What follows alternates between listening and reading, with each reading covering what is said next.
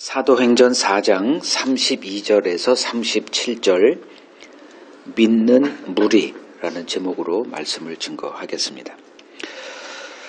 예수님의 승천 이후 성령을 받은 사도들이 이제 권능을 받고 담대히 복음을 전하기 시작합니다. 예수를 그리스도로 믿는 무리가 급속히 증가하면서 예수님이 언급하셨던 교회의 실상이 드러나기 시작합니다. 사도행전 이후의 신약 서신들은 모두 예수님이 세우시겠다고 약속하신 교회를 증언하는 내용입니다. 오늘날 우리가 알고 있는 교회와 예수님이 세우시겠다 약속하신 그 교회가 어떤 차이가 있는지 오늘 본문을 통해서 확인해 보도록 하겠습니다. 32절 같이 읽죠. 믿는 무리가 한 마음과 한 뜻이 되어 모든 물건을 서로 통용하고 자기의 재물을 조금이라도 자기 것이라 하는 이가 하나도 없더라. 어느 날 예수님께서 제자들에게 너희는 나를 누구라 하느냐라고 질문하십니다. 이때 베드로가 이제 나서서 주는 그리스도시요 살아계신 하나님의 아들이시니이다 라고 답합니다. 이때 예수께서 베드로에게 내가 복이 있도다 이를 내게 알게 한 이는 혈육이 아니요 하늘에 계신 내 아버지시니라 라고 하시며 너는 베드로라 내가 이 반석 위에 내 교회를 세우리니 음부의 권세가 이기지 못하리라 라고 말씀하십니다. 자, 이 반석 위에 세워질 교회의 실상은 예수님 생전에는 베일에 가려져 있었습니다. 예수님의 십자가 죽음과 부활 그리고 승천 이후 성령을 받은 사도들이 담대히 복음을 전하면서 그 교회의 실상이 이제 드러나기 시작합니다. 자, 아까 읽었던 32절을 보면 교회를 뭐라고 얘기하고 있죠? 믿는 무리로 묘사합니다. 교회는 무엇을 믿는 사람들의 모임이다 이렇게 말할 수 있습니다. 그러면 무엇을 믿는가 질문해야겠죠. 예수가 그리스도임을 믿는 자들을 이제 여기서는 믿는 무리, 즉 교회라 이렇게 말합니다. 이것이 예수께서 말씀하신 반석 위에 세우겠다 하신 교회였습니다. 이 반석이란 단어가 베드로의 고백 가운데 이제 나왔는데 미리 언급한 적이 있죠. 마태복음 7장 24절에서 25절을 보면 그러므로 누구든지 나의 이 말을 듣고 행하는 자는 그 집을 반석 위에 지은 지혜로운 사람 같으리니 비가 내리고 창수가 나고 바람이 불어 그 집에 부딪히되 무너지지 아니하나니 이는 주초를 반석 위에 놓은 까닭이다 이렇게 말씀하셨습니다. 결국은 교회는 이제 믿는 무리들인데 뭘 믿느냐? 예수가 그리스도라는 것을 믿는 이것이 이제 반석이라는 거죠. 그 사도들의 설교는 예수가 구약에 약속된 그 그리스도임을 선포하고 입증하는 설교였습니다. 설교 원문에는 이제 그런 구절들 많이 기록해 놨으니까 나중에 참조하시고요. 하나만 보면 그 사도행전 2장 36절에 그런즉 이스라엘 온 집은 확실히 알지니 너희가 십자가에 못 박은 이 예수를 하나님이 주와 그리스도가 되게 하셨느니라 이렇게 말합니다. 예수님 역시 자신이 구약에 약속된 그리스도다라는 것을 여러 차례 언급하신 적이 있습니다. 하나만 예를 들면 사마리아 여인과 대화하실 때 이제 여러 가지 얘기를 하다 보니 그 사마리아 여인이 이제 예수께 이런 얘기를 해요. 이제 그리스도가 오면 뭐 이걸 알게 되겠죠? 이렇게 얘기를 하죠. 읽어드릴게요. 요한복음 4장 25절. 여자가 이르되 메시아 곧 그리스도라 하는 이가 오실 줄을 내가 아노니 그가 오시면 모든 것을 우리에게 알려주시리이다. 예수께서 이르시되 내게 말하는 내가 그라. 이렇게 확정적으로 얘기하신 경우가 굉장히 많아요. 시간 관계상 읽지 않겠습니다. 체포돼서 공회 앞에 선 베드로 역시 똑같은 걸 얘기했어요. 사도행전 4장 11절을 보면 너희가 버린 돌 예수를 하나님께서 천국의 머릿돌이 되게 하셨다. 그때도 베드로는 예수가 그리스도라는 것을 증언했습니다. 이제 문제는 유대인들이 왜 예수를 그리스도로 인정하지 않았느냐는 것입니다. 제가 요거를 좀 길게 좀 설명할 텐데 오늘 본문 믿는 무리가 한 마음과 한 뜻이 돼서 모든 물건을 서로 통용하고 자기 재물을 조금이라도 자기 것이라 하는 이가 하나도 없더라. 그러니까 대부분의 사람들이 이제 이 구절을 어떻게 생각하냐 하면 어떻게 이런 교회를 우리가 만들 수 있을까라고 하는 이제 행함 쪽에 이렇게 빈점을 두고 이런 모습을, 이런 교회를 만들기 위해서 이제 어떤 실천적인 내용들을 많이 나누고 있는데, 그거는 중요한 게 아니에요. 그러니까 이러한 교회의 모습을 통해서 하나님이 무엇을 말씀하고자 하는가, 이렇게 들어가면 이게 좀 원론적인 내용이거든. 본론이라고 하기도 하고, 이거는 좀 쉽지가 않아요. 그래서 여러분들 제가 그거를 좀 설명을 드릴게요. 유대인들이 기다렸던 그리스도는 어떤 그리스도였나? 지금 이 반석 위에 세워진 교회, 예수님이 그냥 교회 세울게가 아니라 이 반석 위에 내가 내 교회를 세우겠다고 하셨는데 그 모습이 이 모습이에요. 그러면 이거를 그냥 실천하자로 가면 이제 본론 없는 또 이제 엉뚱한 방향으로 가는데, 요걸 한번 추적해 볼게요. 유대인들이 기다렸던 그리스도, 어떤 그리스도? 유대인들이 기다렸던 그리스도는 자신들의 의에 보상해 주는 그리스도를 기다렸습니다. 이제 여기서부터 이제 핀트가 안 맞은 거예요. 근데 예수는 자신을 어떻게 표현했냐 하면 누가복음 5장 32절에 내가 의인을 부르러 온 것이 아니요 죄인을 불러 회개시키러 왔다라고 선언하셨어요. 그리고 실제 삶도 죄인과 세리의 친구로 자신을 내세우셨습니다. 그러니까 자신들, 즉 경건함에 이제 목숨을 건 삶을 살고 있는 자신들과 거리를 두고 오히려 세리와 창녀와 친하게 지내는 예수는 그들의 눈에 그리스도일 리가 없었죠. 마태복음 한번 보세요. 마태복음 9장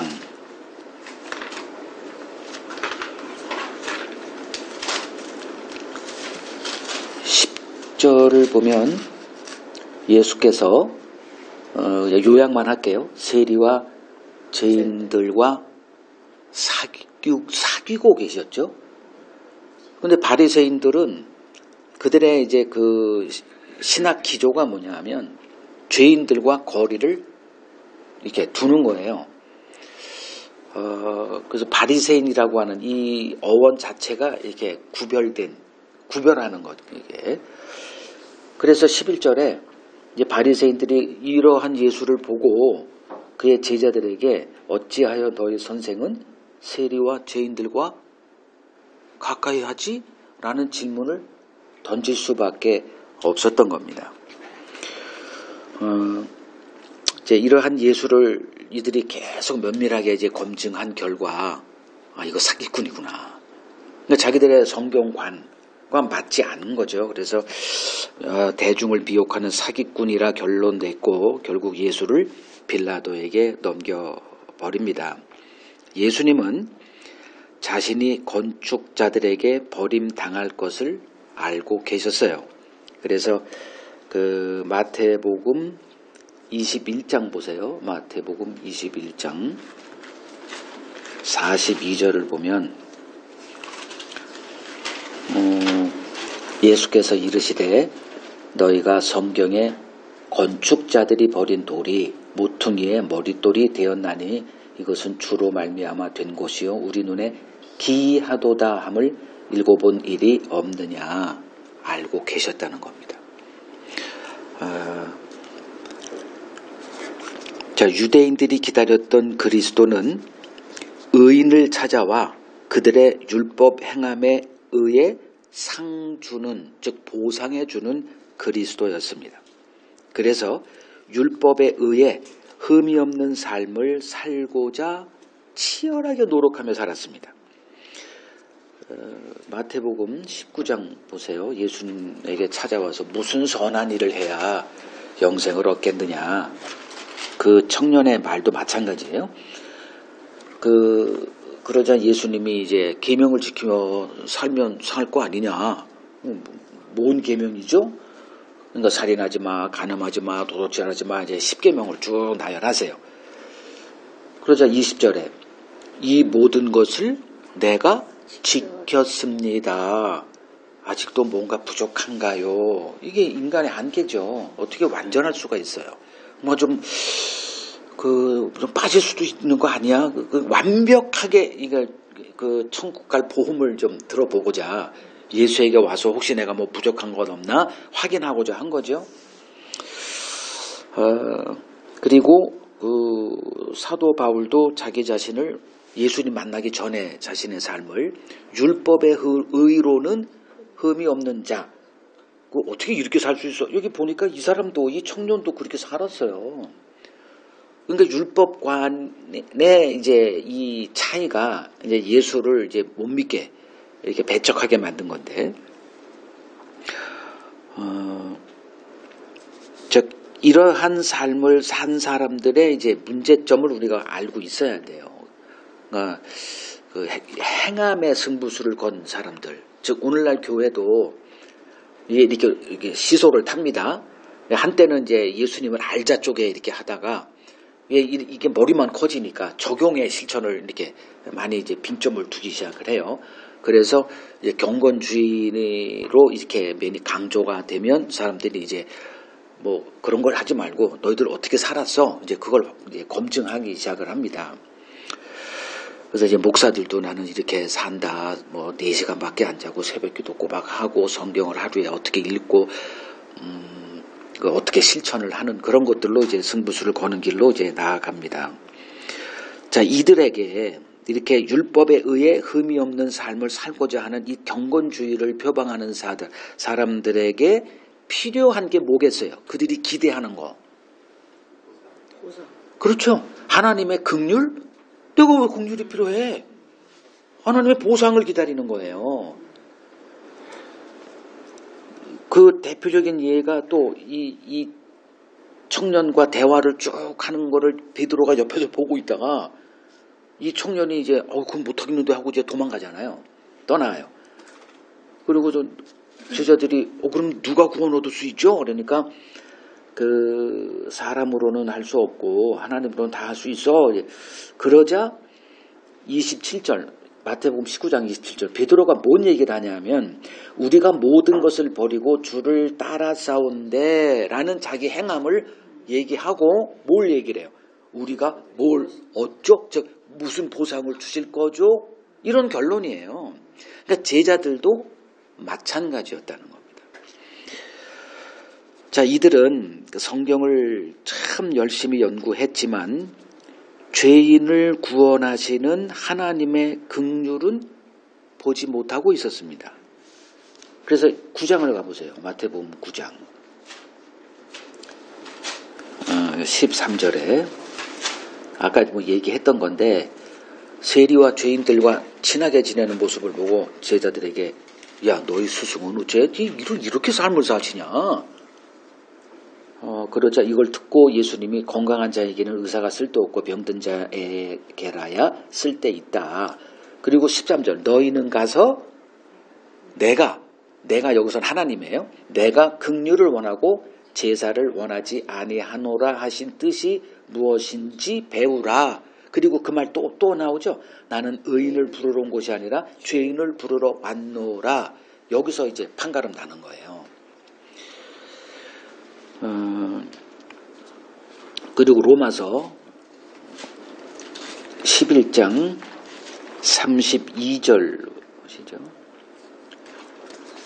이제 로마서 그 긴 논문 같은 거를 쭉 복음에 관해서 설파를 한 뒤에 이제 결론 부분이 이거예요. 하나님이 로마서 11장 32절입니다.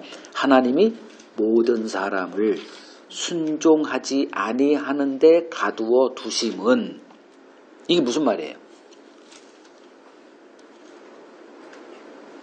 자기들은 다 지금 율법 행함의 의가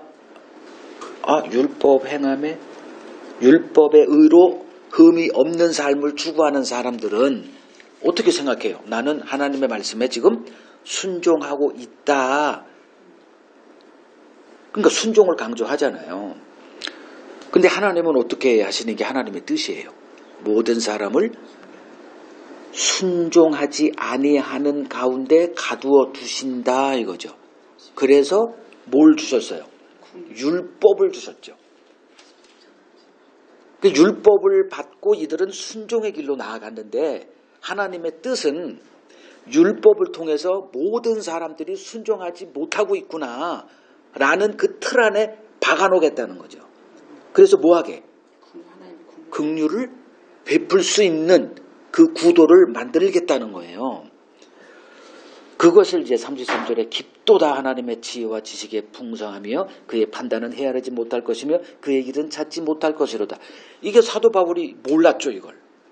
그 오랜 기간 동안 율법의 의로는 흠이 없는 그러한 삶을 추구했었는데 그 순종이라 하면은 나야 내가 1등이야. 근데 예수님 만나고 나서 이걸 경험한 거예요. 이 하나님의 구원의 경륜을 뒤늦게 발견한 바울의 고백록이죠. 참회록. 이게 바울의 서신들이에요. 그러니까 율법 신앙 아래 있는 자들 이제 문제가 뭐냐? 자신의 율법 행함만 보는 거예요. 내가 이렇게 살았지. 오늘도 내가 아침에 새벽기도 했지. 오늘도 내가 성경 읽었지. 이게 보이고 거기에 따른 하나님의 보상을 기대하는 삶, 이 틀에서 이제 벗어나지 못합니다. 그것을 예수님이 그 포도원 품꾼 비유에서 아주 적나라하게 했죠. 마태복음 22장 10절.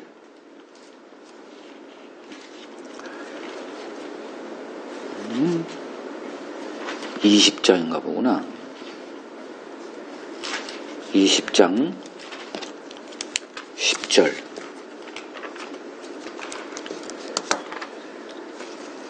먼저 온 자들이 와서 더 받을 줄 알았더니 그들도 한 데나리온씩 받은지라. 받은 후 집주인을 원망하여 이르되.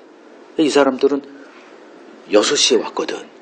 그리고 이제 저녁 6시까지 이제 그때 이제 임금을 이제 받는 시간이니까 12시간 견딘 거예요. 그리고 1시간도 안 되게 어떻게 고용돼 가지고 별로 일도 찌꺼찌꺼 옷만 갈아입다가 그냥 돈 받아가는 걸 보고 그 사람들은 이제 더 많이 받겠지. 근데 자기들의 그 1데나리온 주니까 이제 이런 내용이잖아요. 이건 여러 번 얘기했으니까.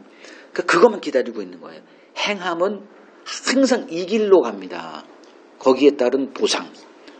내가 아침부터 일했는데 이 애들과 똑같이 나는 지금 장로 줘야지. 똑같이 취급받으면 화나죠.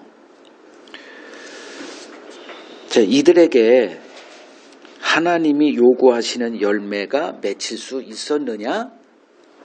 불가능하다는 거예요. 그러면 하나님이 요구하신 열매가 뭐였는가? 그것은 이제 율법에 담겨져 있었고 율법을 보면 하나님이 이스라엘에게 요구하신 그 요구 사항이 딱 두 개로 이렇게 나눠져요. 근데 아까도 얘기했지만 하나님이 우리에게 요구하신 이렇게 하신 그 틀이 뭐냐면 모든 사람을 순종하지 아니하는데 그 틀 안에 이렇게 가둬놓고 그들에게 뭘 줘? 보상이 아니라 긍휼을 주는 거죠. 그게 구원이에요. 근데 이제 이러한 시각으로 율법을 성경을 보지 못하고 실천하라 그러면 살리라라고 하는 여기에 매여서 계속 율법의 의로는 흠이 없는 삶으로 살았던 자들은 이제 순종했어 이렇게 되는 거죠. 그들에게 과연 열매가 맺혔느냐가 이제 구약의 역사입니다. 근데 결국 하나님의 긍휼을 배우지 못한 유대인들은 이제 그 결과가 어떻게 됐느냐? 마태복음 21장입니다.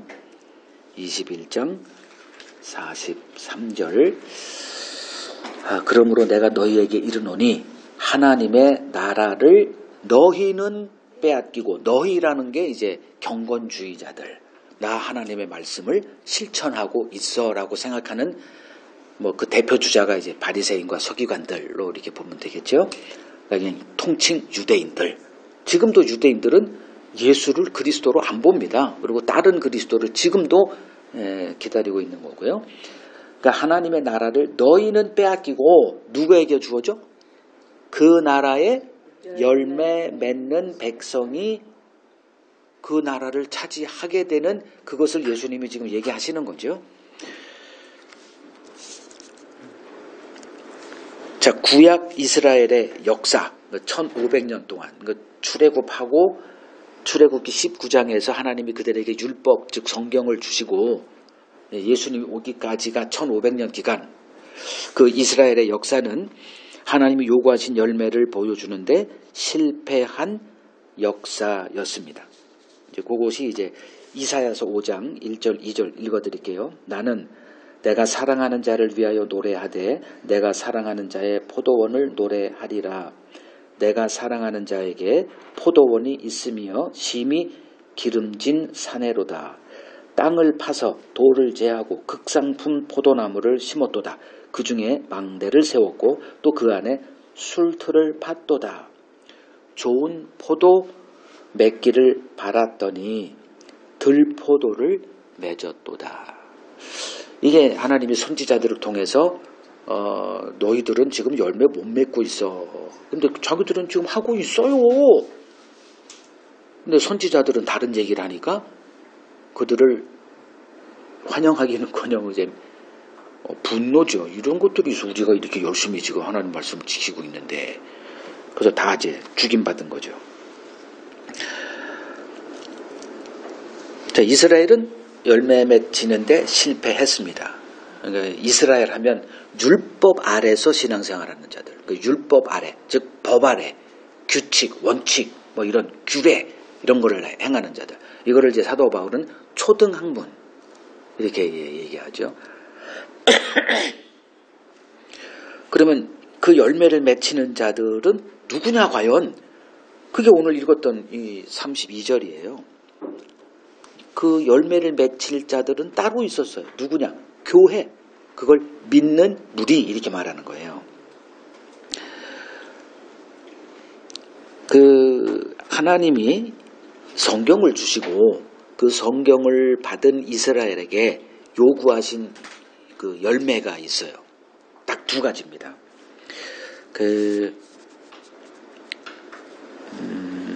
누가복음 10장 25절에서 28절 보죠.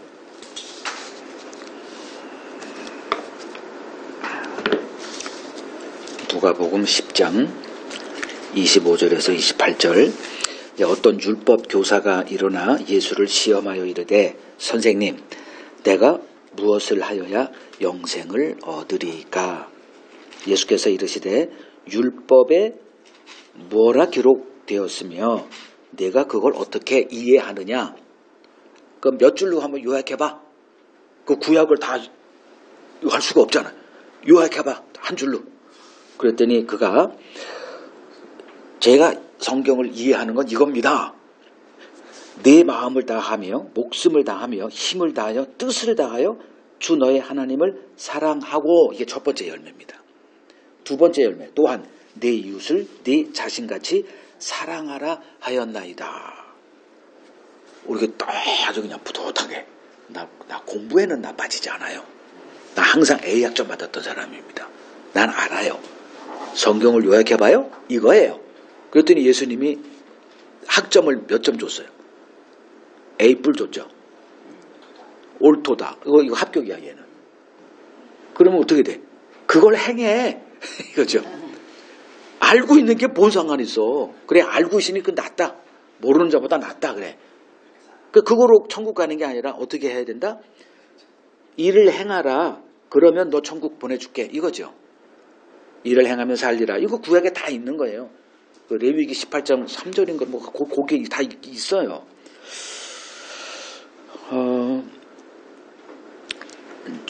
이스라엘 백성들은 성경을 연구하면 이렇게 귀결이 된다는 것쯤은 이제 알 수 있었죠. 알고 있는 거예요. 그래서 이렇게 자기들은 살고 있다라고 생각을 했어요. 근데 이제 성경을 쭉 보면 이제 선지자들이 등장해서 너희들은 이걸 못 지키고 있어. 계속 그런 얘기만 하니까 그 하나님이 보낸 선지자들을 미워해서 다 밀어냈고, 거짓 선지자들의 말, 너희도 지금 잘하고 있어. 그 위로하는 말, 이런 것을 이제 받아들이고 이제 이렇게 살고 있었죠.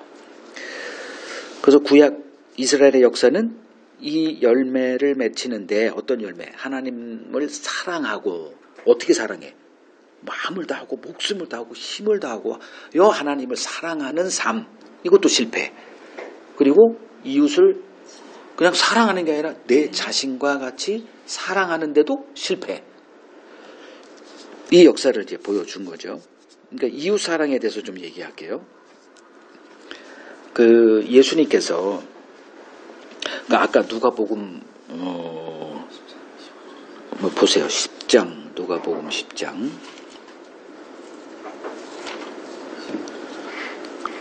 29절. 아까 읽었던 이제 이웃을 마음을 다해서 하나님 사랑하고 이웃을 내 자신같이 사랑하라. 이렇게 요약을 했는데, 예수님이 네 다툼이 옳도다. 이를 행하라. 그러면 살리라 했어요. 그러니까 29절에 이 사람이 뭔 질문을 해요? 자기를 옳게 보이려고 예수께 그러면 누가 내 이웃입니까? 라고 물어요. 지금 이 사람의 답은 뻔하죠. 죄인들은 아니에요. 누가 내 이웃이야? 내게? 그러니까 좀 호의를 베푼 자에게서 뭔가 돌아올 게 있는 자. 그러니까 내가 10원을 투자하면 20원 정도로 돌아올 수 있는 자. 그걸 얘기하는 거예요. 자, 그래서 이제 예수님이 답을 어떻게 하세요? 선한 사마리아 비유 다 아시잖아요. 그 내용을 한 거예요. 그러니까 이걸 이렇게 하라가 아니라 너희들은 못하지 않니? 그런 내용인데, 즉 유대인들이 갖고 있는 이웃 사랑의 그 개념이 얼마나 엉터리인가, 그걸 고발하는 내용이에요. 이걸 실천하라고 하는 게 아니고. 자, 어떤 사람이 예루살렘에서 여리고 성으로 내려가요. 그러다가 강도를 만났네. 그 강도가 어떻게 옷 뺏고 완전히 두들겨 패가지고 거의 반 죽음으로 이렇게 만들어 놓고 그들이 도망갑니다. 자, 그때 누가 먼저 지나가? 바리새인. 그죠? 제사장이구나. 31절. 제사장 누구요? 이웃을 내 몸과 같이 사랑하라라는 하나님의 뜻을 가장 많이 알고 있는 사람.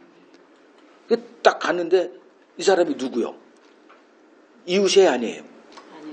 이 사람에게는 이웃이 아니야. 그래서 지나갑니다. 또 레위인이 또 보고 그냥 지나가요. 그러자 이제 33절. 사마리아인이에요. 사마리아인은 유대인들에게 어떤 자들? 이방인보다도 못한 자들입니다. 그 사람들과는 기피를 해야 돼. 그래서 예수님이 사마리아 여인을 만나서 물 좀 줘라 그러니까 어째서 우리 관계가 뻔히 아는데 왜 유대인이 나 같은 사마리아인에게 말 걸어? 이렇게 된 거죠. 근데 이 사람이 그걸 보고 어떻게 33절에 불쌍히 여겼다. 자, 불쌍히 여겼다는 거는 이 사람이 뭘 아는 자라는 거예요. 불쌍히 여김을 받은 자가라는 것이 여기에 내포되어 있는 거예요. 그래서 뭐 엄청나게 자기같이 꼭 내 아들 마치 돌보듯이 이렇게 하는 모습을 보이잖아요. 그리고서 36절. 자, 이 세 명 가운데 내가 볼 때 누가 이 강도 만난 자의 이웃이 되겠느냐. 그랬더니 이건 빼박이야. 아이고, 자비를 베푼 자 좀 볼 걸 물어봐, 씨. 창피하게. 그러니까 예수께서 지식 자랑하지 말고 너도 이렇게 해. 이게 어떻게 실천에 대한 내용이겠어요. 니들이 과연 이걸 할 수 있냐?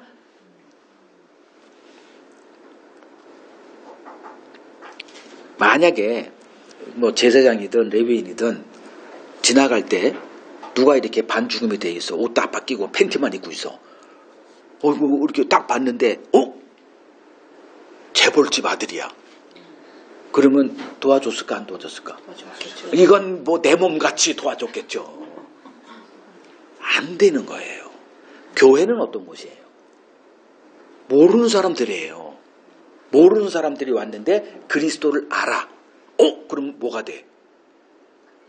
그 사람하고 나하고 원수였어도 그리스도를 믿는 예수가 그리스도를 고백하는 자네? 그럼 뭐가 돼? 내 이웃이 되는 거예요. 그러니까 내가 그 사람을 도와줘서 내가 이득이 되냐? 이거 상관없이. 이것이 이제 율법 신앙 아래 있는 자들의 한계라는 거죠. 자, 유대인들이 자랑스럽게 내세우고 있던 열매는 과연 무엇이었는가? 꼭 간단하게 좀 보죠. 누가복음 18장 11절. 그러니까 바리새인과 이제 세리를 또 극단적인 사람들이죠. 경건의 극치를 정상에 있다라고 경건의 삶에 바리새인이고 그거에 저 대척점에 있는 자가 세리죠. 세리는 경건생활 이 땅에서 그 하나님의 뜻 뭐 보상받는 거 다 포기. 그냥 내가 알아서 내가 부자가 될게. 그리고 천국 포기. 그건 죽어서 알아서 해. 이런 사람이에요. 이제 그 바리새인이 뭐라고 자기를 이렇게 하나님 앞에 내세우냐면 하나님이요. 나는 다른 사람들 곧 토색, 불의, 간음하는 자들과 같지 아니하고 또 이 옆에 있는 이 세리를 지칭하면서 이와 같지 아니함을 감사드립니다. 나는 일에 2번씩 금식, 소득의 11조를 드린다. 이 얘기를 하죠. 이게 하나님 앞에 내세우는 자기 신들의 열매였습니다. 근데 이걸 열매라고 생각하는 거예요. 근데 이제 그걸 하나님이 이제 뭐라고 얘기를 하시는 게 그 마태복음 21장 19절 보세요. 마태복음 21장 19절. 그 예수님이 이제 마지막 예루살렘을 방문하시고 그 주간에 이제 돌아가시는데 이제 새벽에 예루살렘 성전을 향해서 가시면서 길가에서 한 무화과 나무를 보시고 그리로 가서 잎사귀밖에 아무것도 찾지 못하시고 그러한 나무에게 이르시되 이제부터 영원토록 내가 열매를 맺지 못하리라 하시니 무화과 나무가 곧 말랐다. 그러니까 그들이 내세웠던 이런 삶, 도색, 뭐 사기도 안 치고 삥딴도 안 하고 그냥 법대로 이렇게 살고 간음도 안 하고 거짓말도 안 하고 또 신앙 행위에 있어서 으뜸이라고 칭하는 금식. 저도 금식은 참 약해요. 한번 전에 3일 금식하다가 거의 반 죽을 뻔해서. 여러분 금식하세요? 응? 지금은 안 한다? 그러면 며칠이 맥시멈? 한 일주, 5일? 어떻게 5일을 견뎌? 경건해요. 박철호 집사님은 금식 뭐 얼마 해본 적 있어요? 며칠? 며칠까지 했어요. 3일. 나도 3일 했어. 그리고 결과가 뭐냐? 그 마지막 이제 12시 되기까지 이제 라면을 다 끓여 준비해놓고 있어. 끓여 그냥. 그래놓고서 12시 딱 되니까 먹고 막 이게 뭐야 그게. 뭐. 아니 그렇다니까 우리는 일주일에 금식을 2번이나 하고 11조도 그 애누리 없어. 그냥 다 그냥 올려가지고 그냥 그거 다 이렇게 드리고. 이제 그러한 열매를 이제 예수님은 뭐라고 하셨느냐? 뭐라 그래요? 열매가 아닌 잎사귀다 얘기하세요. 그러니까 열매가 없다는 거예요. 그러니까 이러한 신학체제, 즉 율법 신앙으로는 열매 못 맺어. 좀 알구나 좀 해라. 이제 이렇게 선언하신 거예요. 그러니까 이렇게 표현하면 돼요. 하나님이 꽃을 가져와. 그리고서 이제 그 화분을 줬는데, 하나님이 준 화분에 이렇게 줄기가 있는데 그 뿌리는 다 뺀 거예요. 근데 그 사람들이 이제 그 뿌리에다가 이거 뿌리가 없는 걸 모르고 그냥 이게 서 있으니까 나무가 거기다가 이제 물 주고 막 하는데도 열매가 없어. 그러니까 뭘 해? 열매는 맺혀야 된다고 그러니까. 그러니까 임금을 이제 이렇게 소집하는 날 다 이제 열매를 맺히고 와야 되니까 뭘 붙이고 왔어? 가짜. 사과를 만들어가지고 거기다 막 붙여놓고 열매 맺혔다 그러는 거예요. 하나님이 보여주는 거예요. 쑥 보니까 뿌리가 없네? 그럼 뿌리가 없으면 열매 맺는 게 불가능하잖아요. 그걸 예수님이 뭐라 그랬냐면은 너희는 좋은 열매 맺지 못하는 나쁜 나무야 라고 얘기하는 거예요. 나무가 안 돼. 이 나무는 열매 못 맺어. 그런 것들 다 그런 거예요. 마태복음 7장 보세요. 마태복음 7장 16절. 그들의 열매로 그들을 알지니 가시나무에서 포도를 엉겅퀴에서 무화과가 맺히겠냐. 이와 같이 좋은 나무마다 아름다운 열매를 맺고 못된 나무가 나쁜 열매를 맺나니 좋은 나무가 나쁜 열매 맺을 수 없고 못된 나무가 아름다운 열매를 맺을 수 없느니라. 아름다운 열매를 맺지 아니하는 나무마다 지켜 불에 던져지느니라.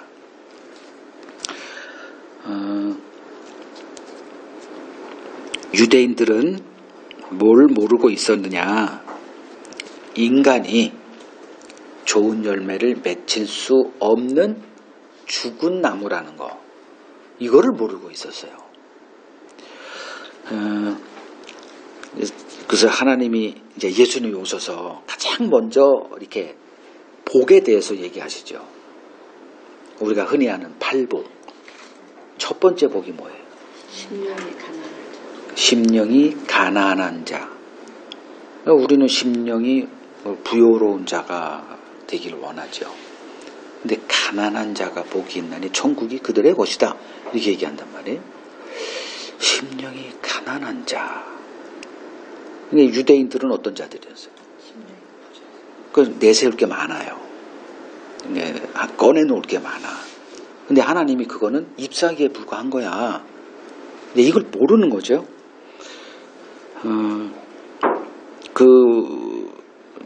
예레미야서 17장 9절을 보면 그 만물보다 그 모든 것보다 부패한 게 마음이라고 얘기합니다. 우리가 아무리 겉으로 경건의 모습을 끄집어내서 나는 이렇게 살고 있습니다. 나열해도 하나님은 뭐만 본다? 중심만 보신다 그러죠. 마음이 부패되어 있는데 그 흉내지 그걸 안 된다는 거예요.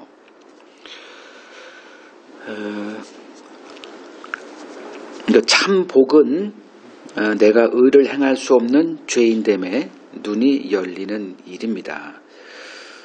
그래서 그 복의 자리로 이끌기 위해서 하나님이 취한 조치가 율법을 주신 거예요. 근데 율법은 이제 어떤 기능이 있는 거죠. 율법의 기능. 보죠. 로마서 3장 이제 19절, 20절. 예수를 만나고 나서 이 율법관이 이렇게 바뀐 거예요. 이거는 있을 수가 없는 거예요. 바울의 생각에. 그 뭐라고 얘기하냐? 우리가 알거니와 무릇 율법이 말하는 바는 율법 아래에 있는 자들에게 말하는 것이니 이는 모든 입을 막고 온 세상으로 하나님의 심판 아래 있게 하려 함이라. 그러므로 율법의 행위로 그의 앞에 의롭다 하심을 얻을 육체가 없나니 율법의 기능보다 죄를 깨닫게 하는 것. 이거는 그때 당시에는 있을 수가 없는 생각이에요. 예수 만나고 나서 성령을 받고 나서 이제 성경 보는 눈이 열린 거죠. 그래서 로마서 5장 20절을 보면 율법이 들어온 것은 범죄를 더하게 하려 함이라. 이게 다 바울이 한 얘기거든요. 그럼 예수님 만나기 전에 바울에게 이런 율법은 왜 줬죠? 라고 하면 뭐가 되겠어요? 우리 의를 더 많이 쌓게 하고자 율법을 주셨지. 이렇게 말했겠죠. 근데 예수 만나고 나서 뭐라 그래? 율법으로는 죄를 깨달습니다. 율법이 들어온 것은 범죄를 더하게 하려 함이라. 이런 얘기를 하는 거예요. 그러나 죄가 더한 곳에 은혜가 더욱 넘쳤나니 라고 하는 이 하나님의 구원의 경륜에 눈이 열린 자로서 이제 성경을 기록을 해 놓은 거죠. 자, 하나님이 요구하신 열매는 그럼 무엇이었나? 아까 얘기했던 하나님 사랑, 이웃 사랑, 이것이 율법의 강령인데, 요약인데, 그럼 이걸 할 수 없는 거라고 얘기를 하시는데, 그러면 요구하신 그 열매가 뭐겠어요? 최종적으로 결론 내리면. 그걸 못하니까.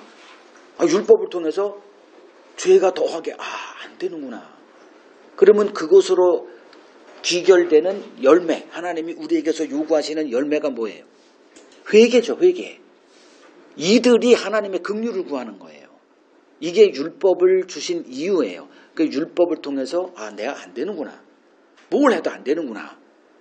그리고서 이제 그 하나님의 긍휼을 구하는데 그 긍휼을 구하는 자가 바라보는 그리스도는 의인을 부르러 오신 그리스도가 아니라 죄인의 친구로 오신 그리스도가 보이는 거죠.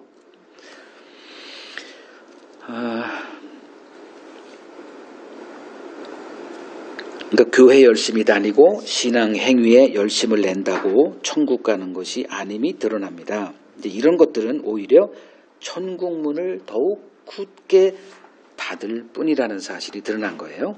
그래서 예수님이 마태복음 23장 13절에 화 있을진저 외식하는 서기관들과 바리새인들이요. 여기서 외식하는 거는 잎사귀만 무성하게 해서 사람들에게 좋게 보이는 거. 너희는 천국문을 사람들 앞에서 닫고 너희도 들어가지 않고 들어가려 하는 자도 들어가지 못하게 하는도다. 그러니까 율법의 이제 경건한 삶을 이렇게 조장하는 목사들은 뭐 하는 사람들이다? 다 천국문을 지금 굳게 닫게 하는 자들이다.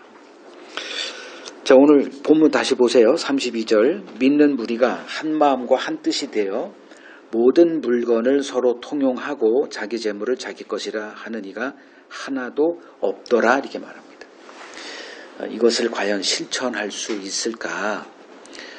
어느 순간에 할 수 있다고 저는 봅니다. 어느 때?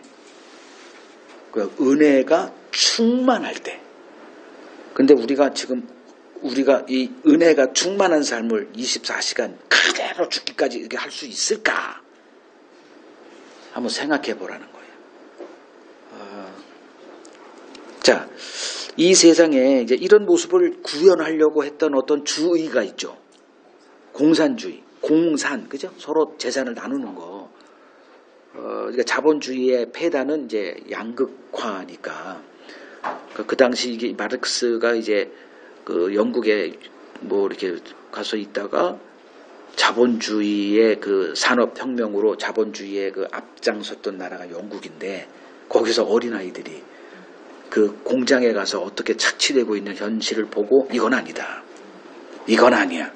해서 자기가 이론을 만들어서 이제 그 공산주의 이론을 이제 이렇게 해놨는데 사람들에게 엄청나게 인기를 끌었죠. 그래서 그 당시 젊은이들은 뭐 학자들은 거의 공산주의 이론에 이렇게 심취되어 있었어요. 근데 이런 공동체는 뭐 존재한 적이 없죠. 공산주의 지금 내세우고 있는, 예를 들어서 뭐 북한만 보더라도 누구만 잘 살아. 근데 이런 모습을 우리가 늘 보는 데가 있어요. 이 모습 늘 우리가 봐. 어디에? 가족이죠. 가족은 일단 기본적으로 뭐예요? 내 것, 네 것이 없어요.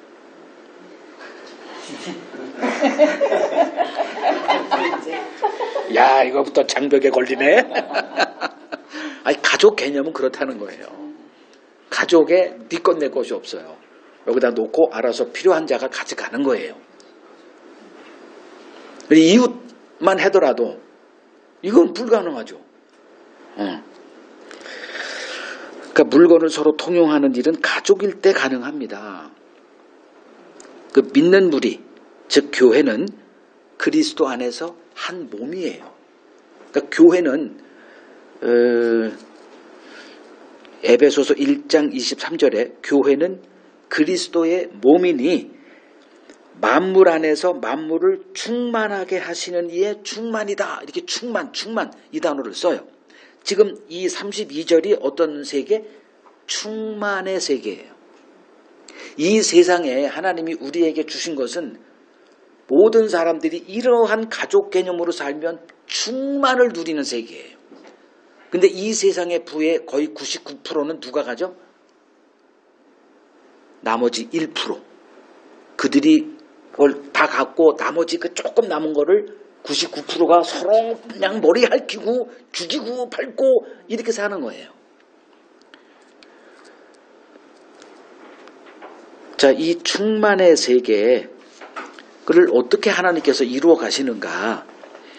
지체들, 그러니까 한 몸에 손이 있고 뭐 눈이 있고 코가 있고 귀가 있고 발바닥이 있고 다 있잖아요. 이게 서로 각자 나만 잘났어 하지 않죠. 지들이 알아서 한 몸을 이렇게 해요. 그래서 지체들이 알아서 충만을 이루는 곳이다. 그걸 뭐라고 얘기하냐? 갈라디아서 6장 2절에 너희가 갈라디아서 6장 2절 보세요. 하나님께서 이러한 충만의 세계를 어떻게 이루어 가시는지. 6장 2절 너희가 짐을 서로 지라. 그리하여 그리스도의 법을 성취하라.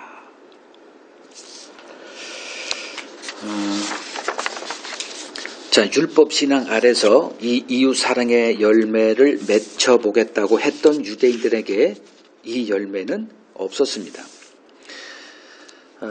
그런데 이 열매가 믿는 무리에게서 자연스럽게 맺히는 것을 지금 우리가 보고 있습니다. 이 32절이 그런 거예요.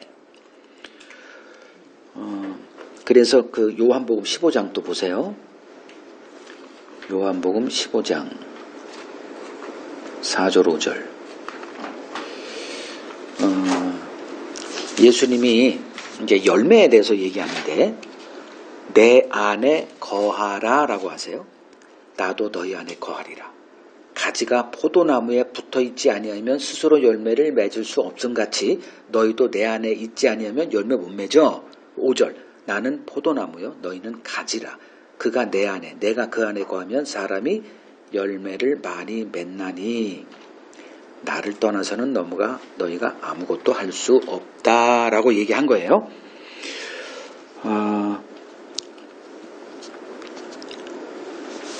이게 바로 이제 행함과 믿음. 이제 믿음이라는 게 뭘 말하죠? 예수 안에 거하는 걸 얘기합니다. 그러니까 행함에 승부수를 걸었던 이 유대인들은 열매가 없어요. 근데 그냥 예수를 믿었던 그들은 열매가 맺히네? 요걸 보여주는 거예요. 이게 행함과 믿음의 차이라는 거예요. 그 로마서 9장 보세요. 로마서 9장 30절. 로마서 9장 30절. 그런즉 우리가 무슨 말을 하리요? 의를 따르지 아니한 이방인들이 의를 얻었으니 곧 믿음에서 난 의요. 의의 법을 따라간 이스라엘은 율법에 이르지 못하였으니 32절 어찌 그러하냐 이는 그들이 믿음을 의지하지 않고 행위를 의지함이라 부딪힐 돌에 부딪혔느니라. 기록된 바 보라 내가 걸림돌과 거치는 바위를 시온에 두노니 그를 믿는 자는 부끄러움을 당하지 아니하리라 함과 같다. 자, 믿음을 의지했다. 행위를 의지했다. 이걸 이제 대조해서 설명을 합니다. 교회는 누구다? 믿는 무리다. 이게 믿음을 의지한 자들이에요. 믿음을 의지했다. 믿었다가 아니라 믿음을 의지했다. 이렇게 말하는 거예요. 유대인들은 행위를 의지했죠. 열매 없어요. 근데 이 그리스도인들은 믿음을 의지하여 열매를 맺었습니다. 이걸 여러분들이 이해를 하셔야 돼요. 이런 용어를. 그래서 32절에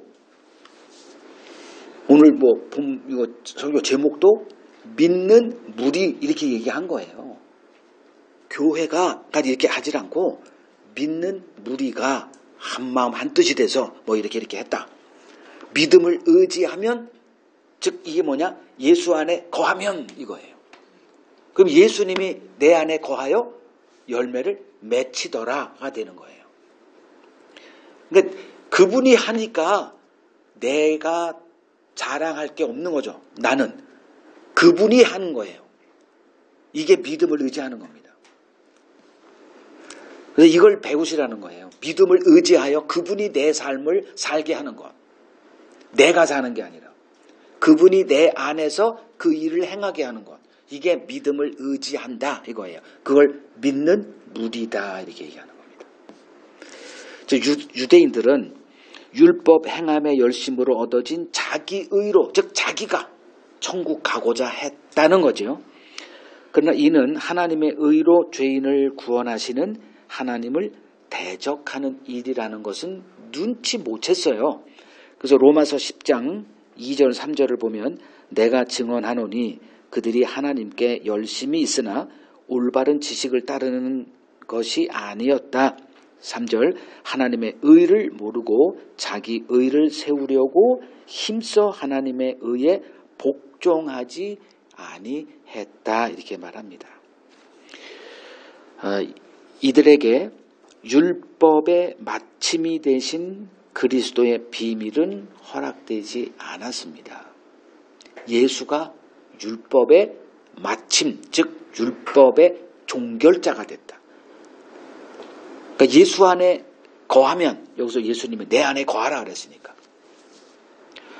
내 안에 그리스도 안, in Christ라는 이 용어가 무지 많습니다. 그러니까 신자는 어디에 거하는 자? 그리스도 안에 거하는 자예요. 예를 들면 그 스포츠를 좀 보려고 그는 그냥 아무 생각 없이 보면 되거든. 그 스포츠를 이렇게 하면 그 야구가 많더라고요. 저는 야구를 이렇게 알지도 못하니까 재미가 없어요. 야구 선수 아는 사람 거의 없어. 그래서 TV를 이제 스포츠를 들으면은 어디를 보여줘요? 야구장을 보여주죠. 인 야구장이야. 야구장 안에 들어가면 그 세계가 내 현실이 됩니다. 근데 나는 그 안에 없지, 밖에 있으니까 그 안에서 그들이 열광하고 환호하고 누리는 기쁨, 나하고는 관계없어요.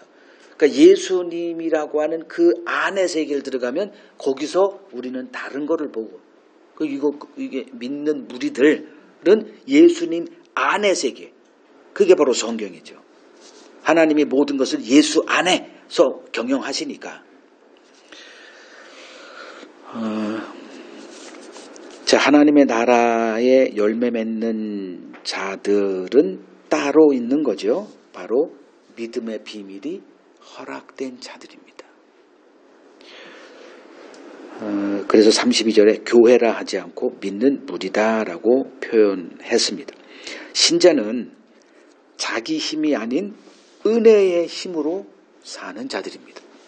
빌립보서 4장 13절 내게 능력 주시는 자 안에서 여기서도 안이라고 그러죠. 그 세계에 들어가면 그분이 살아요. 그분이 행합니다.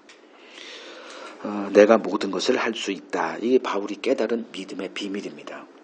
신자는 믿음의 비밀을 아는 자입니다. 그래서 디모데전서 3장 9절에 이제 집사의 규정을 쭉 해놓은 건데 믿음의 비밀을 가진 자 이거예요. 내가 하는 게 아니에요. 왜 교회가 서로 다투고 뭐 시기 질투하느냐? 내가 하니까 그래. 그래서 나를 내세우니까 에이그 제가 뭐 속으로 뭐 이렇게 하는 거죠.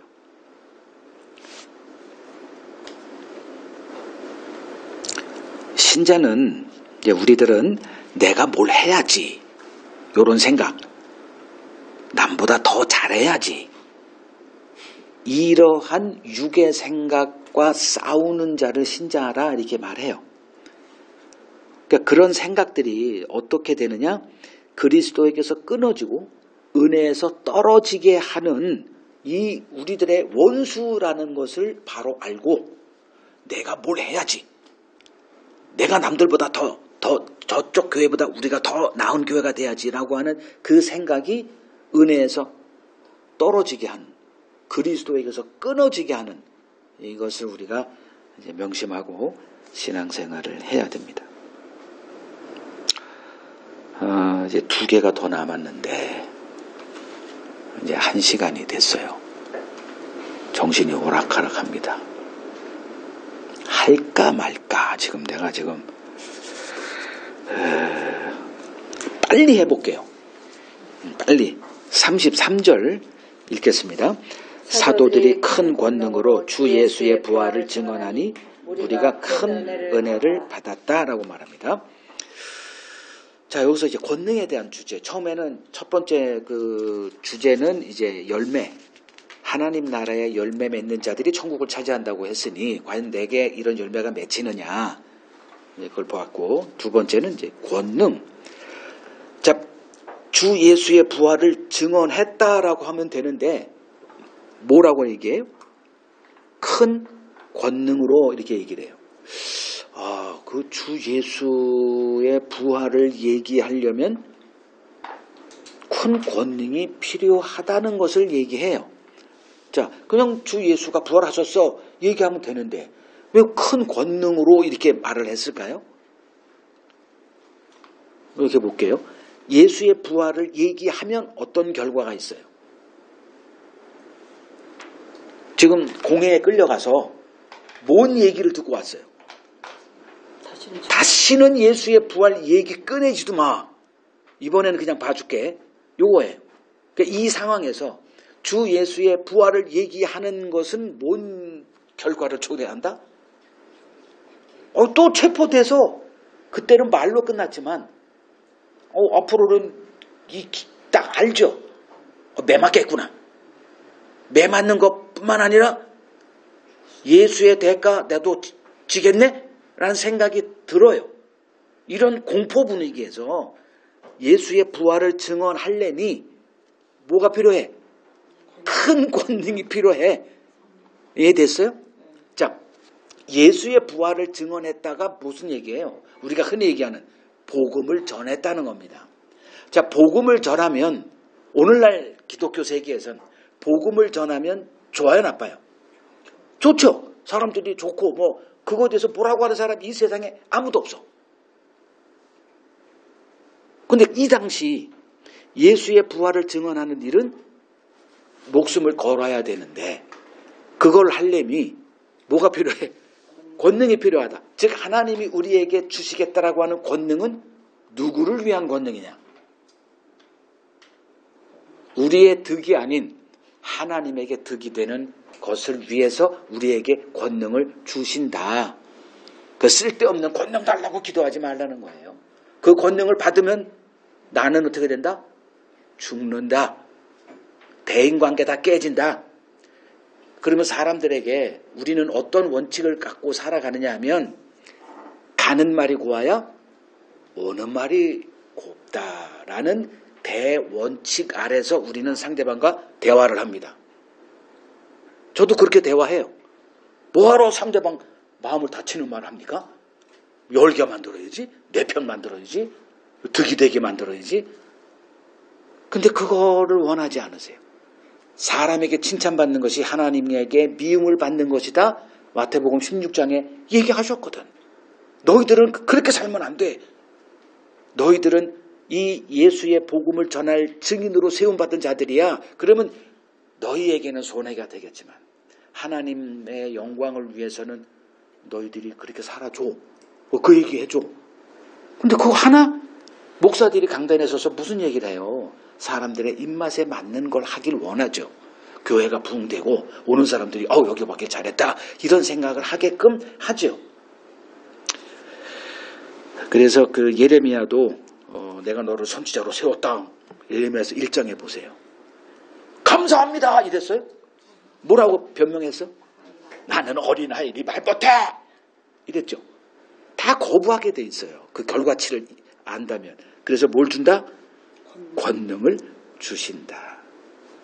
이게 우리에게 하나님이 약속한 권능이에요.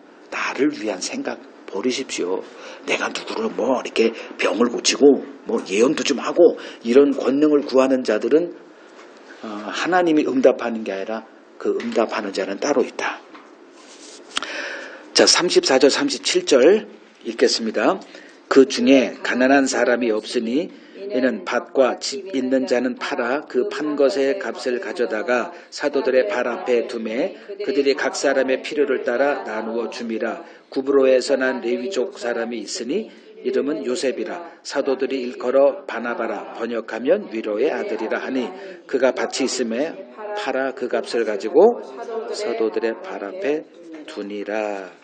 자, 세 번째 주제는 위로가 되겠습니다. 위로가 필요한 사람이 누굴까요?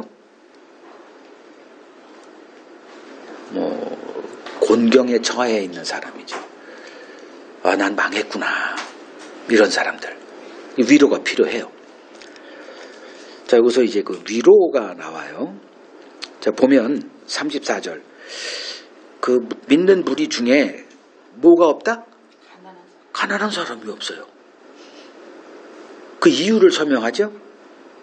밭과 집 있는 자는 팔아 그 판 것의 값을 가져다 사도들의 발 앞에 두고 그럼 사도들이 그걸 가지고 필요에 따라 이렇게 나눠줌으로써 그 부족한 가난한 사람이 없다라고 얘기한 거예요. 그래서 이제 교회는 어떤 모습이냐 하면 로마서 12장 15절을 보면 즐거워하는 자들과 함께 즐거워하고 우는 자들과 함께 우는 자들을 이게 어디에? 이게 가족이에요.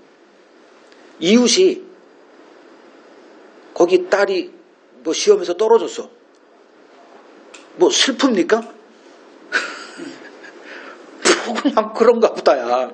근데 내 딸이 시험에서 떨어졌어. 울잖아요. 그걸 가족이라고 얘기합니다. 자, 36절. 누가 언급이 돼요? 바나바. 예수님이 이렇게 세워놓고 예수를 석방하기 위해서 등장한 사람 이름은 바라바. 이 사람은 바나바. 이렇게. 자, 이 바나바라는 사람을 이제 앞으로 계속 보게 될 겁니다. 고린도 전서, 고린도 막 나와요. 굉장히 중요한 사람이에요. 그의 출신이 어디죠? 구브로라고 하는 지금의 키프로스라고 하는 그 섬 출신입니다. 그래서 1차 선교여행 갈 때 바나바가 바울보다 입김이 셌어. 그래서 그를 따라서 이 구브로로 가서 이제 전도를 해요. 족 지파는 레위 지파예요.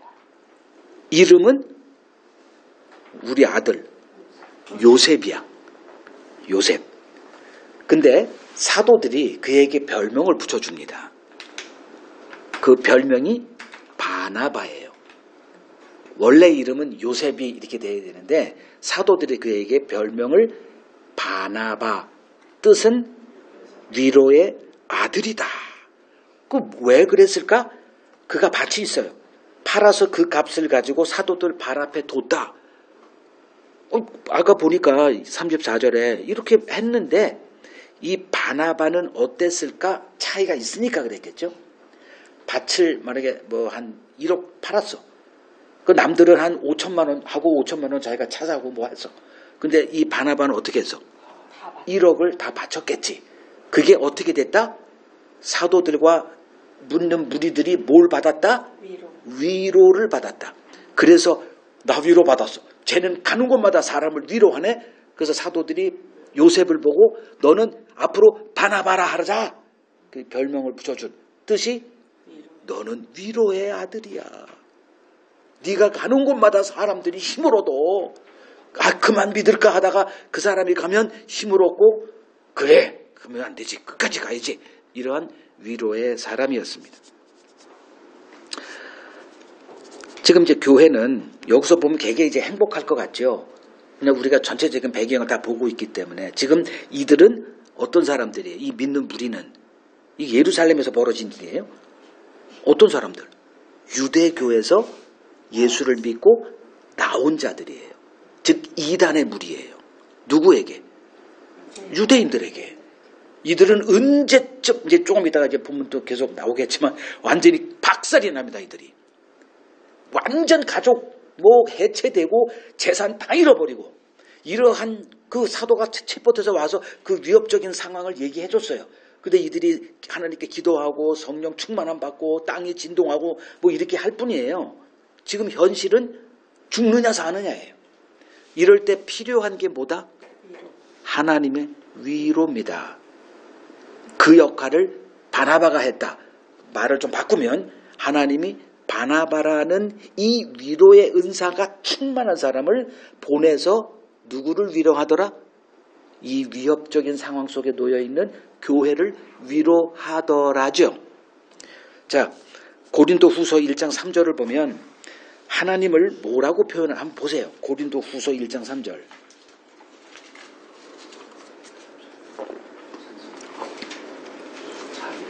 고린도 후서 1장 3절. 찬송하리로다. 그는 우리 주 예수 그리스도의 하나님이시요 자비의 아버지시요 모든 위로의 하나님. 즉 누가 나를 위로한다. 저는 여러분들을 통해서 저는 위로를 받아요. 무슨 말인지 이해되시죠? 여러분들을 통해서 저는 위로를 받습니다. 또 여러분들이 갑자기 어느 날 기분이 좋아가지고 목사님 점심 대접해 드릴게요. 그거로 또 위로를 받습니다. 그때 제가 어떤 생각을 하는 줄 아세요? 요걸 기억해요. 하나님은 모든 위로의 하나님이다. 여러분도 이렇게 사시면 돼요. 그냥 인간의 육에 보이는 그거로만 보는 게 아니라 그 배후에서 그런 일을 일으키는 하나님을 보시면 돼요. 지금 예를 들어서 김성화 집사가 나한테 저녁을 사겠대. 그러면 저는 뭘 생각해요? 하나님이 이분을 나를 위로하기 위해서 지금 감동을 줬구나. 그죠? 그때 어떤 그 병에 걸렸을 때 나를 썼어. 나도 그거 걸리게 해서 위로가 되게 해서 위로 받았죠. 나만 걸렸어 봐. 근데 누가 떠올랐네. 목사님도 그거네. 위로가 되죠. 자 보세요. 하나님은 교회를 위로하세요. 그 방식을 제가 좀 읽어드리려고. 자 고린도서 1장 5절에서 9절 쭉 제가 봅니다. 이거 잘 보세요. 위로라고 하는 개념 여러분들도 좀 이걸 좀 같이 이해했으면 좋겠어요. 고린도후서 1장 5절. 그리스도의 고난이 우리에게 넘친 것 같이 우리가 받는 위로도 그리스도로 말미암아 넘친다. 이게 무슨 말이에요? 예수님이 오셔서 왕이 됐으면 위로 받을까? 아니에요. 예수님의 고난, 그분이 이 땅에서 받은 그 고난이 넘친 것 같이 우리도 넘친다 이 소리예요. 그러니까 예수님이 이 땅에 와서 왕이 돼가지고 막 그냥 뭐 대접받고 막 이랬으면 위로는 없어요. 근데 예수님이 그냥 나사렛 그 촌사람이고 무식쟁이로 뭐 이단으로 정죄받고 뭐 미움을 받고 막 채찍질 당하고 십자가에 매달려 죽고 이런 거를 보면서 우리에겐 말할 수 없는 위로가 된다는 거예요. 그리고 6절 이제 그건 그렇고 6절 우리가 환난 당하는 것도 뭐하게? 여기서 우리가 누구예요? 뭐 사도 그리고 다른 뭐 사도들을 얘기하겠죠. 우리가 환난 당하는 것도 너희가 위로를 받고 구원을 받게 하려는 것이다. 우리가 위로받는 것도 너희가 위로를 받게 하려는 것이니 이 위로가 너희 속에 역사하여 우리가 받는 것 같은 고난을 너희도 견디게 한다. 이거 설명하면 또 시간이 거니까 그냥 갈게요. 7절 너희를 위한 우리의 소망이 견고함은 너희가 고난에 참여하는 자가 된 것 같이 위로에도 그러할 줄 압니다. 형제들아 우리가 아시아에서 당한 환난을 너희가 모르기를 원하지 아니하노니 힘에 겹도록 심한 고난을 당하여 살 소망까지 끊어지고 우리는 우리 자신이 사형 선고를 받은 줄 알았으니 이는 왜 이런 환난에 그냥 그 아수라장에 우리를 하나님이 이끌었을까? 답은 우리로 자기를 의지하지 말고 오직 죽은 자를 다시 살리시는 하나님만 의지하게 하려 합니다. 라는 말을 합니다. 주제가 위로예요. 하나님은 모든 위로의 하나님이시다. 그럼 어떻게 그 위로가 작동되는지를 쭉 설명합니다. 바울이 처한 상황은 어땠어요? 부자로 살았습니까? 언제나 가난했어요. 핍박이 없었어요? 늘 핍박 속에서 도망치는 삶이었어요. 그리고 또 뭐가 있을까? 뭐 강도도 만나고 채찍질 당하고 미움 당하고 뭐 악평을 듣는 건 말할 수도 없어요. 저 바울은 아주 유대교의 적이야 뭐 이런 이 오명을 뒤집어 쓰고 가는 곳마다 쟤는 사도가 아니야. 거짓 사도야. 저는 예수를 만난 적도 없어. 온갖 중상모략의 홍수 속에서 살았습니다. 그렇게 한 이유가 뭘까? 믿는 다른 사람들이 그를 보고 위로를 받았다. 자, 제가 이제 복음을 알게 되고 교단에서 이렇게 거리를 뒀어요. 그래서 나왔죠 지금. 그러면 당연히 이제 교단에 있는 목사를 만나면 너 어떻게 먹고 살아? 아니 교단에 있어야 뭐 복음 전하는 설교 그것도 주어지지. 뭐 어떻게 살아? 불쌍한 뭐 계속 그래요. 그럼 당연히 이제 뭐 재정적으로도 엄청난 타격을 입죠. 뭐 10년 후면 우리가 지금 임대 아파트 그것도 계약이 끝나서 이제 밖으로 나가게 돼요. 뭐 이런 여러 가지들 이런 걸. 근데 그게 여러분들에게 어땠습니까? 제가 만약에 뭐 한 50평 아파트, 강남에 차도 뭐 G80 막 타고 막, 여기 금식에 한 100만 원짜리 차고 막 그러고 그 하나님을 믿었더니 말이야 11조 열심히 했더니 내 자식들 다 그냥 뭐 하버드 가고 그것도 장학생으로 가고, 이렇게 뭐 한다. 만약에 우리 집에 초대해서 왔더니 모든 게 다 금이야. 냉장고가 5개, 방이 20개. 그러면 위로를 받어요? 안 받아요? 위로를 받는 게 아니라 얘라 이럴 거 아니야. 근데 우리 집에 왔을 때 방 2개 그냥 이것저것 그냥 막 그냥 뭐 어떻게 정리도 안 돼. 지금은 좀 어떻게 우리 아들이 나가가지고 정리가 돼 있는데 그걸 보면 뭐가 받아요? 위로 받죠. 제가 위로 받는 게 누구를 받냐? 여러분을 통해서는 안 받지만, 여러분들이 이렇게 하는 거 받지만, 누구에게 제가 위로를 받냐 하면, 영원한 나의 위로책. 성경을 딱 봅니다. 어디서 내가 위로를 받느냐? 읽어드릴게요. 고린도전서 4장 9절에서 13절. 내가 생각하건대 하나님이 사도인 우리를 죽이기로 작정된 자 같이 끄트머리에 두셨음에 우리는 세계 곧 천사와 사람들에게 구경거리가 되었노라. 우리는 그리스도 때문에 어리석으나 너희는 그리스도 안에서 지혜롭고 우리는 약하나 너희는 강하고 너희는 존귀하나 우리는 비천하여 바로 이 시각까지 우리가 줄이고 목마름에 헐벗고 매맞으며 정처가 없고 또 수고하여 친히 손으로 일을 하며 모욕을 당한 즉 축복하며 박해를 받은 즉 참고 비방을 받은 즉 권면하니 우리가 지금까지 세상의 더러운 것과 만물의 찌꺼기 같이 되었다.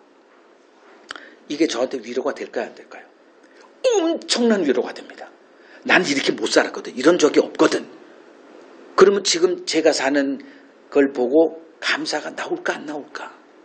감사하고 만족하고 너무나 감사한 거예요. 이 바울에게 위로를 받아요. 또 한 가지 이거 시간이 오래 걸려. 뭐 고린도 후서 11장에 보면 3번 태장으로 맞고 뭐 40에서 하나 가만 그 39대야 이 5번을 맞았대. 한 번도 아니고. 난 한 번도 맞아본 적 없거든. 누구에게 뺨때기 맞아본 적도 없어요, 솔직히. 물론 이제 뭐 이렇게 좀 논쟁도 벌이고 뭐 그런 것 뿐이지. 내가 어디 감옥이 어떻게 생겼는지 몰라. 강도 만난 적도 없어. 그 위로를 받죠. 그 울어요, 이거 보고. 하나님, 어떻게, 그리고 지금 그 괜히 감사가 나오고 너무 풍족해. 그리고 이제 디모데후서 4장 끝에 보면 다 자기 또 떠났대. 지금 어디에 있어요? 이 디모데후서. 토굴. 그냥 우리들이 아는 요새 그 감옥, 지금 윤석열이가 뭐 이렇게 있는 그런 거 말고, 토굴. 거기서 디모데 영적인 아들에게 너 나에게 빨리 와. 그래서 추워 죽겠으니까 가죽 하나 뭐 어떻게 겉이불 뭐 옷 하나 가져오고 그 가죽으로 쓴 책 하나 가져와. 아무도 없어. 지금 다 떠났대. 누가만 지금 나와 함께 있어. 말년에 우리가 그렇게 칭송하고 인용하는 그 바울이 이 세상 끝자락에도 이렇게 살고 그냥 거기서 목 잘려 죽었어. 위로가 될까 안 될까? 넘치죠. 자, 여러분들 잘 살려고 하지 마십시오. 오늘날 교회가 이렇게 잘 나가죠. 목사들 대부분 귀족 같은 부유한 삶을 누립니다. 제가 그거 잘 알아요. 그것도 부족하대 또. 이거 성경을 안 보나 봐. 그러면 그 사람들을 보고 교회가 막 그냥 뭐 3천억, 5천억 뭐 이렇게 집을 줬대. 그 교회를. 그러면 사람들이 그걸 보고 위로를 받을까? 뭐 할까? 위로는커녕 뭐를 해요? 쌍욕을 해야 됩니다. 위로의 그 수단으로 교회를 이렇게 하는데 교회가 딴짓하고 다른 걸 바라보니까 위로의 이 기능은 완전히 사라져 버렸어요. 자, 여러분들이 어떻게 살아야 될까? 하나님이 우리를 좀 많은 이제 알므로 인도합니다. 그러면 어떤 자로 하나님이 세우시려는 걸까? 여러분들을 통해서 여러분 주변에서 믿음 때문에 고난당하는 자들을 위로하기 위해서 여러분들을 그렇게 하고 있다 생각하세요. 다른 걸 추구하지 마시고 하나님의 뜻에 하나님을 기쁘시게 하는 삶이 무엇인가 생각한다면 하나님이 지금 우리에게 주시는 여러 가지 가난함, 환난, 뭐 여러 가지 중상 그런 것들 능히 견딜 수 있는 힘이 주어지리라 생각을 합니다.